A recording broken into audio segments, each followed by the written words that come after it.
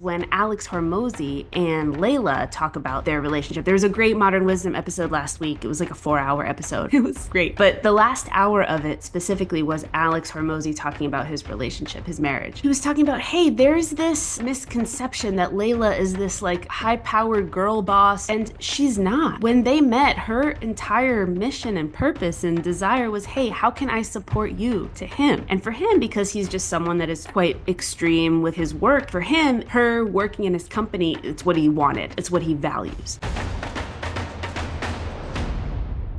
Hey, everybody, welcome back to another episode of Ancient Intelligence. You've got your host, Anya Shack, and today I want to get into a conversation about the art of collaboration between the sexes and some of the forgotten dynamics that used to exist between men and women for a long time in relationship to how we collaborated, even as strangers, how we collaborated. And there's a couple of examples that I want to bring up. I want to get into conversation about Alex Hormozy and his wife Layla. I just love the way that they talk about collaboration. I want to tell a couple of stories about just some things that I've been noticing about women and the women in my world and that I see and that I know. And there's something really important to kind of take some insights from. And I want to also talk about college. I think this whole idea of like the MRS degree and how that used to be a thing, I think there's a big missing conversation in that. So let's get into it. Keep this one short-ish, but it all kind of started when last week this a gentleman had asked a question for the Q&A, which was, why don't women ask men out, right? And this idea was, because they don't want to. And I had answered it last week in that episode, also kind of speaking to the missing piece in this whole conversation. And what's missing is the art of collaboration. So we have maybe some crazy idea about how men just constantly like blindly went up to woman after woman after woman after woman. It was just like he just, asked 100 women out and one of them said yes. And that's really not ever how it went down. There was always this willingness and openness and invitation. It was an implicit invitation for a man to then come and, explicitly ask her out, right? Because women don't want to take explicit action. They want to be implicit. That's the feminine, that's the inner world, right? As opposed to the masculine, which is the outer world. And so I was talking about a example like from the Victorians, the Victorian era, the notion that, a woman couldn't actively pursue a man, but she could be implicit, like I said. So if she saw a man she was interested in, she might drop her white handkerchief. And if he was interested in her, he'd pick it up, and that could be the start of flirtation and him courting her. But if he wasn't interested, he could return it to her politely and they would move on about their day. There's a lot of grace in that, a lot of humility, a lot of kindness, which you ask yourself, okay, can we re-implement something like that so that man that was asking that question isn't blindly knocking on doors, but instead he's knocking on the right doors because he already got the invitation, right? He got the invitation to come to the door. And the optimistic answer is, of course, that would be wonderful, but there's so much distrust and misunderstanding. And I was writing about this in my newsletter this week. There's fear, right? There's a lot of miscommunication. This whole notion where, we used to give people the benefit of the doubt. We don't have that going on in our culture. It's quite the opposite. Anti-male narratives, anti-female narratives, spinning in a loop with each other. And I understand there's so much frustration and one of the things that I see and I hear a lot of men calling out is the idea that if a woman finds attractive, starts to flirt with her, it's flirting and it's fun and it's welcome. Whereas if an unattractive man attempts to approach her and attempts to say something, it's automatically labeled as sexual harassment. I think that's wrong. I think it's not okay. I think there's a fundamental misunderstanding of men. And also there's just this, yeah, the anti-male narrative that really screams. Whereas if you do as the Victorians do, you could easily politely decline and be humble and graceful about that, right? And that's something that we're missing in a big way. And this idea of even, yeah, this man asking about why don't women ask men out? Well, he's asking that question too because he's tired of not picking up the right signs or reading the right signs. And I'd argue that he's probably right. Women aren't giving those signs in many cases anymore. And so I think there's just this lack of collaboration. And, we're both in it together to get this thing done. What is the thing, the job that we want to get done? We want people to get together, right? The reason people don't have kids is not because of their jobs, it's because they hadn't met the right person. The reason that people's happiness depends on their relationships, right? People's happiness depends especially on their relationship with their spouse. Generally speaking, it has always been understood that people, regular people, want to get together with the opposite sex and have a family. That is something that has been so understood. But in this modern world, this thing where things are flipped upside down, it's almost like saying something like that is not just understood as a given, which I think is outrageous and crazy. Like, that is a given in life. Just like we have to eat food to stay alive, we have to get together with the opposite sex and have families to find our fulfillment, to find our happiness, to procreate, to continue the species, right? It's not even something worth arguing about. Not to say every single person feels this way, and not every single person needs to do this. If there are people that don't want to do this, that's fine. But generally speaking, that's what creates the most happiness for most people. So there's this conversation about university, and I think it's really, really interesting. So actually, Rob Henderson was writing something about this week about how colleges used to be a really amazing place for matchmaking, right? It's a really, really amazing place for matchmaking. Two people meet and they are intelligent, they are capable, they are driven towards something, they want to learn, they are curious, all of these great things that you would potentially want in a spouse and a significant other. And I'm sure still happens now, but I think because of the men that are pulling back from society, the fact that way more women attend university than men do, just this whole notion of boys and men being left behind, that's kind of going away. And also, there's some missing piece in this that is always missed. And it's about greater male variability and what it actually means to get together and be intelligent at the same time and be driven and hardworking. So there was this, I think this Princeton mom that she wrote something like maybe 10 years ago about how, like, hey, ladies, this is a really great place to potentially find your husband. Like, you're going to want to not sleep on that while you're here for these 4 years. And she got all of this hate and all of this, like, you're an anti-feminist and you're anti-women and anti-girls. And it's just so obscene because that is the most pro-girl, pro-family,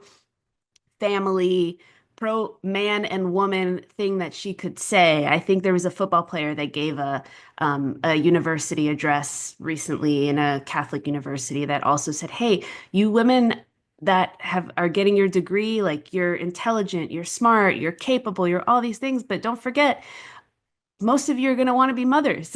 So just don't forget to factor that into your equation. And I think what's really interesting is the narrative about, men have been holding women back from being astronauts and physicists and the best of the best is a really big fallacy, right?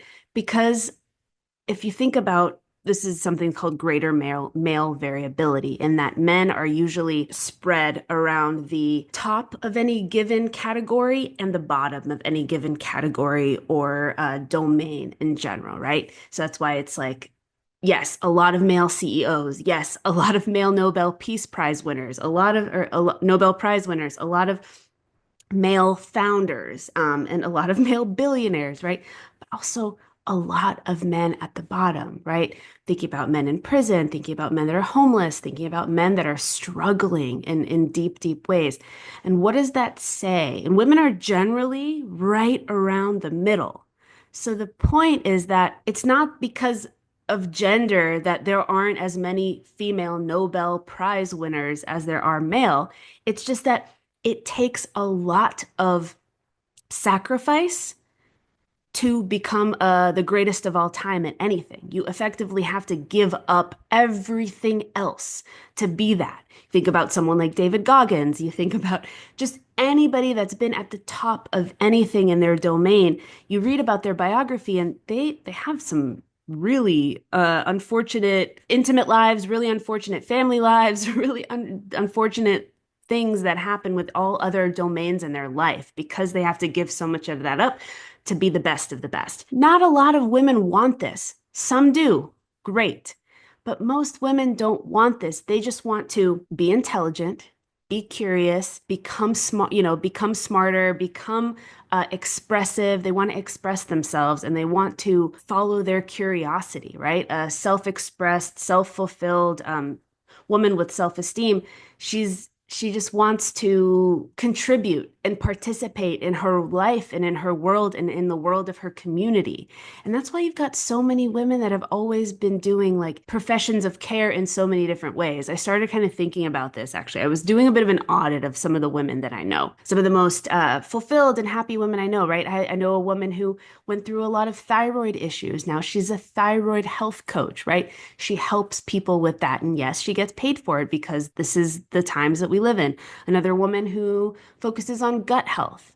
Another woman who is in HR, and she's been in HR up until she met her now husband, and now they're thinking about starting a family. So all of these, if you think about these things, these are all care professions. These are all healers and or caretakers. Just because they're getting paid now doesn't mean that they're not care professions. And what else do those types of things kind of fall into? Those types of things fit into a life where you want to be a mother, you want to be a wife, you want to maintain solid friendships, right? You want to be in a community, in a tribe. There's all of that that is so important to most women that the thing we do and the career that we have, if you will, is something that we want to fit into all of that. And so when people used to go to university, boys and girls, they used to meet each other. And there was this idea that we're both kind of starting here and we're going to build something together, right?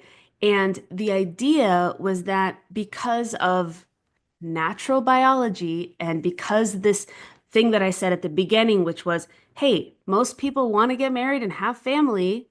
It's just a given. Most people want that because of the biology of who we are. We've got to take on different roles to get there, right? And it doesn't mean that it's this housewife sitting around doing nothing and no one listens to her and she doesn't get to be curious and become intelligent. None of that. That's why she's went to college so she can find all of that out about herself. Who is she? What does she want to be? How does she want to contribute to the world, right? And then she pairs up with a man who's got a vision, who's got a dream, who's got something that he's up to, right? It's so important for men to feel useful and to feel like they've really mastered something and found a purpose in their life. That's super, super important. Self mastery and that contribution that comes from self mastery is so, so important to a man.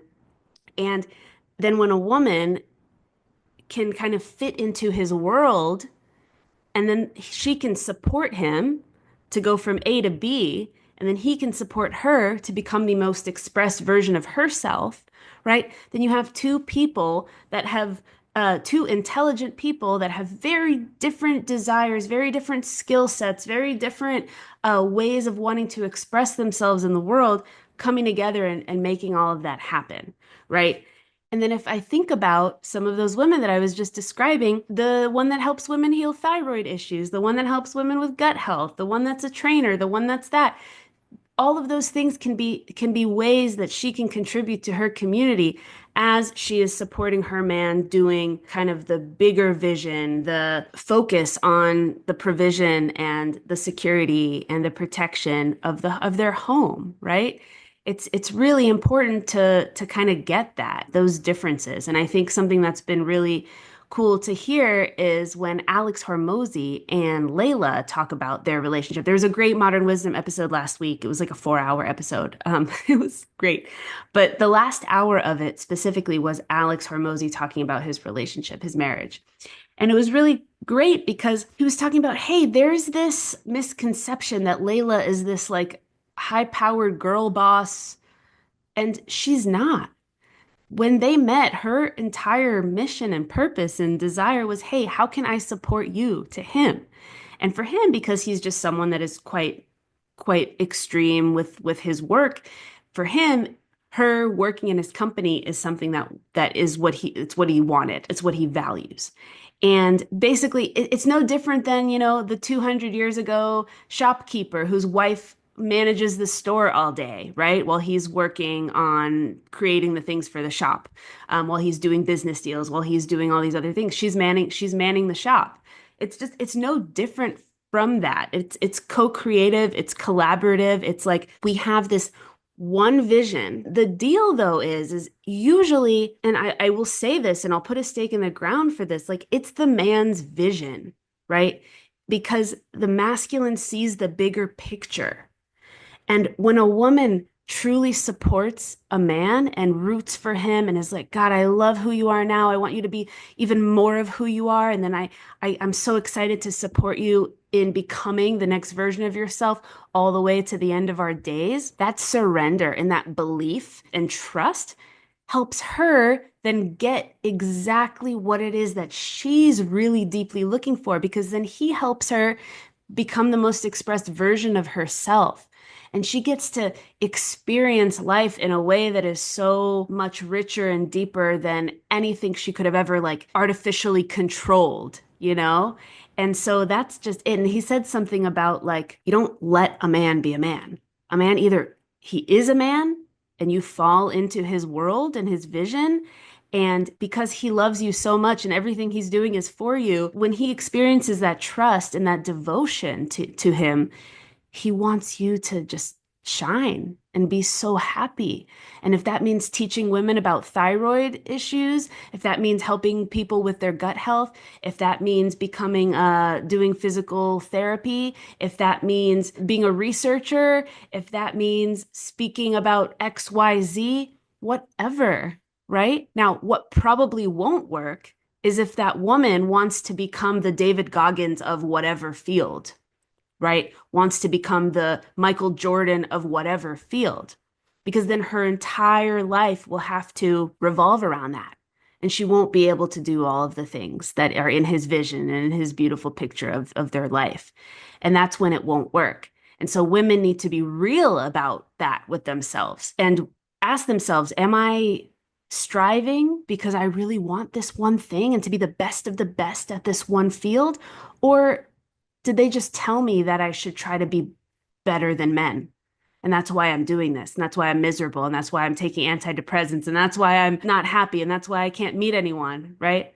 That's a real question. And so the moral of the story is there's such rich collaboration that is possible, which in the end kind of makes the home the economic center of a couple's life and then their family's life. It's kind of this pre-industrial approach. It's kind of this agrarian style thing where it's like, yeah, she's making her whatever, maybe she starts catering for the town, right? And people start paying her for that and money's coming in and then he's doing his big vision thing and she's supporting that. And there's just this incredible reality check about what it takes for a woman to be a wife, have children, and still be able to express herself.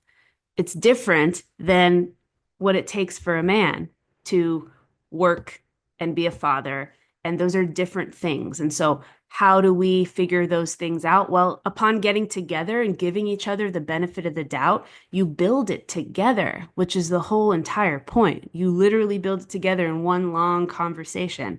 And you cannot do that if there's entitlement, resentment, criticism, any of those things. Like you couldn't do that. Imagine working with someone that you resented and you just didn't give the benefit of the doubt and you didn't see that they had your best interests in mind, it would never work, right? And people are getting together romantically just because of feelings and romance, and then all of that dies, and what's left? The resentment, the criticism, the reality that there is not one vision. There are two separate visions. There's got to be one vision, and it's got to flow together. So I think, yeah, the collaborative energy and the co-creation of the sexes a la pre-industrial era is something to aspire to. So hope y'all have enjoyed this one. Until the next one. Hello, I hope you've enjoyed this episode. I'm so happy to be here bringing my wisdom, my truths, all the research I do into pop culture and evolutionary psych and beyond to bring men and women the information that we all need to know to find that ultimate harmony with each other. This is the mission. This is why I'm here. This is what I believe in.